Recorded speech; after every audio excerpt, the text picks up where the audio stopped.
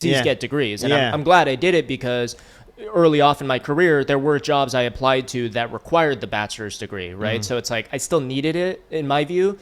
I always say, because I work in sales, you as well, if instead of me going to college for 4 years, I just did cold calling and did, fucking door-to-door sales and did that for 4 years, I would be way better off. I'd have the skills to allow me to perform better, and it would have just been a way better use of time. So I think that's actually changing, right? The perception of college these days, and like how valuable is it? I think there's a lot of young men especially who are basically saying like, yeah, F that. I don't like all this social justice crap, and I don't want to fucking go to school and get told what to think. And I just want to go be a plumber because the only responsible man in my life is my uncle, who's a fucking plumber, and he makes good money and takes care of his kids. $150K a year. Dude, absolutely. With no debt. I mean, you go to you go to a trade school for a year, you have to pay 10, 20 grand, maybe at most, but you can start work immediately. Yeah. You work under you work in a trade and you learn from somebody and you learn on the job skills, and that's great. And I wish, more people understood that. I hope that it's changing, and I feel like it is a little bit, and it's going back to what you were saying too.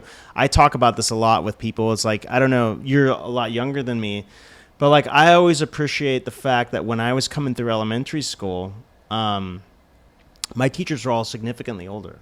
They were born in like the 1930s. And I still there's a few of them still alive. Two of my favorite teachers that I go back and every once in a while I'll grab coffee with them because they taught me a lot. Yeah. One, my first grade teacher, I always get in trouble. I was always a good student, but I talked too much in class. I would always talk, not excessively to where some of the other kids that were getting kicked out every day, but I'd get told, hey, you got to go stand outside, and I'll always appreciate her because she shaped me. I always tell people, I had a tough teacher in first grade, but my parents empowered her to take, they gave her hey, if he's acting up, wave your finger at him. Yeah. It's not like nowadays where parents are like, what did the teacher do to my kid? Yeah. Or they blame everybody but their kid. Yeah. I don't know. I know there's a generational difference because I remember all my friends, moms, and dads, even when we went to friends' houses, if they're acting up, give me a call, right? Yeah. They allowed them to kick our ass. If we were out of line, they're doing stupid stuff where I think we've lost that. And I always remember those teachers that I had, I'm so grateful because they came from a different generation where they grew up on farms and stuff. And you don't do what you're told and you're getting your ass kicked, and you better listen to me. And everybody respected their elders and parents. And then we didn't really, the other thing is we didn't really know about their personal life. I remember finding out my fourth grade teacher had a husband, and he passed away, but she told us one day a story about him, but we never knew, we never knew about there was a respect level, right? You didn't know about what's going on in their inner workings, which I think is important sometimes it's cool to break the mold. I get it. Sometimes you want to get to know someone more. I think as a kid though, you probably should not know about all that stuff, regardless of where they lean, you don't need to be sharing all your personal, because you want these kids to respect you and understand you as a teacher first, right? Yeah. Whether you're gay or straight, doesn't matter. But my teachers never talked about that stuff. Yeah. They never did. They really We didn't even know they were married. They never would talk about it, they may have a picture on their desk, but it was flipped the other way. Yeah. So we never knew, and we always respect them because they're not our friend, right? Yeah. They were our teacher. Well, same with parenting as well. I think that's a big shift that's happened in the recent 10, 20 years is parents are so preoccupied with wanting to be friends with their kids. I know. But you do need to be a parent first. And I don't have kids, right? Not that I know of. But I know that you need to be a parent first, and then you could be their friend. And that's how my parents were. And you talk about the older generation, learning a lot and being grateful for that. My mom was 41 when I was born, and my dad was 42. So they were way older than my parents' friends, right? Yeah. But I'm always extremely grateful that that was the case because they taught me the old school mentality, right? Even if they in many ways are very accepting and kind of live and let live in many ways.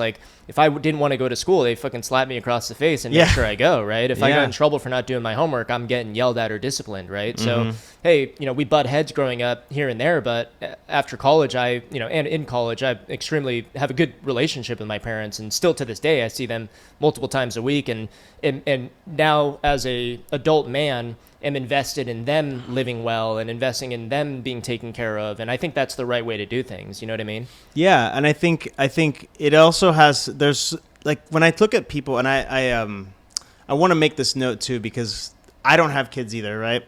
But I'll never forget, I dated a girl not too long ago that had a son. She had a daughter too, but the daughter didn't live with her. But the son, I remember just seeing like, her struggling with that, because he's a boy, he needs a male influence, and I kind of took him under my wing, I guess, for the most part. And she was still tying his shoes, and he was already in first grade, and cutting his food. And I was like, you can't be doing that. He needs to learn, like any kid, whether it's a boy or a girl, they need to know this shit before they go to school, because he's going to get made fun of.